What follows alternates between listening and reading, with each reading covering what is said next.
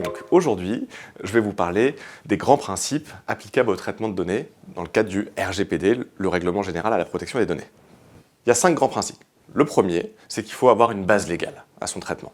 Ces bases légales, il y en a plusieurs. On a le consentement, le fait qu'on a un contrat, un intérêt légitime. En gros, vous devez vous assurer qu'à chaque fois que vous traitez des données, vous pouvez les rattacher à une base légale. Le RGPD a une liste, c'est l'article 6 du RGPD si vous voulez aller les voir. Deuxième grand principe, c'est la limitation des finalités. Ça veut dire quoi? Ça veut dire que quand vous allez collecter et traiter des données, vous devez les traiter que dans le cadre pour lequel vous les avez collectées. Ça veut dire, par exemple, j'ai collecté pour vendre un produit, je n'ai pas le droit derrière de l'utiliser pour faire du profiling commercial, par exemple.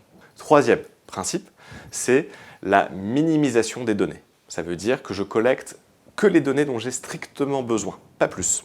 Ce qui est toujours un peu compliqué parce qu'on aime bien aujourd'hui dire « j'en prends plein et je verrai après ». Ça, normalement, on n'a pas le droit de le faire. On doit s'assurer que c'est strictement nécessaire. Le quatrième traitement, c'est les durées de conservation. Ça veut dire qu'on doit conserver les données que pour le temps nécessaire à notre traitement, pas plus. Alors ça veut tout et rien dire, mais on a aujourd'hui de plus en plus de cas, d'exemples de jurisprudence qui nous permettent d'affiner. Par exemple, quand vous recrutez, vous faites un processus de recrutement, vous allez recevoir plein de CV, vous allez en garder qu'un seul, la personne que vous recrutez. Tous les autres CV que vous avez reçus, vous pouvez les conserver pendant 3 ans. On estime que c'est normal, ça permet de savoir, de rappeler s'il y a besoin, etc. Passé 3 ans, on estime qu'en fait la personne a tellement changé, tellement évolué, que c'est plus pertinent, donc plus nécessaire aux besoins du traitement, donc on doit les supprimer. Cinquième grand principe, l'accountability, la responsabilisation. Ça veut dire que c'est à vous de prouver que vous êtes en conformité avec le RGPD et pas à la CNIL de le faire. Si demain la CNIL vient faire un contrôle chez vous, c'est pas à elle d'aller trouver pourquoi vous violez le RGPD. C'est à vous de lui prouver que vous respectez tous les grands principes et tout ce qui va avec.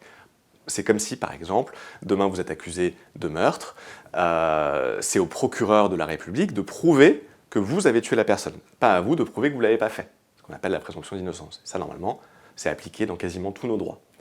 Eh bien, pour le RGPD, non, on a décidé d'inverser. Concrètement, ça veut dire que vous allez devoir documenter ce que vous allez faire. Ça veut dire que vous allez devoir vous créer des preuves. Ça veut dire des notices d'information pour les personnes concernées, ça veut dire des contrats, ça veut dire des documentations de procédure en interne, comment je traite ça, comment je fais ça, mes durées de conservation, comment est-ce qu'en interne je les ai implémentées.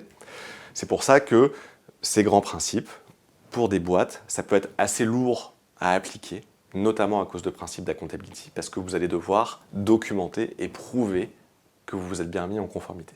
Pour conclure, ces grands principes, c'est vraiment que une toute petite part du RGPD. On les appelle les grands principes, mais en fait derrière, c'est l'article 5, c'est la 20e page, le RGPD il en fait 80, il y a énormément de choses derrière. Et c'est à tiroir en fait, c'est très compliqué à mettre en œuvre. Donc c'est pour ça que je ne peux que vous conseiller de faire appel à des spécialistes, parce que les notions sont très complexes, la documentation elle est assez complexe à faire, même si les grands principes peuvent être facilement compréhensibles.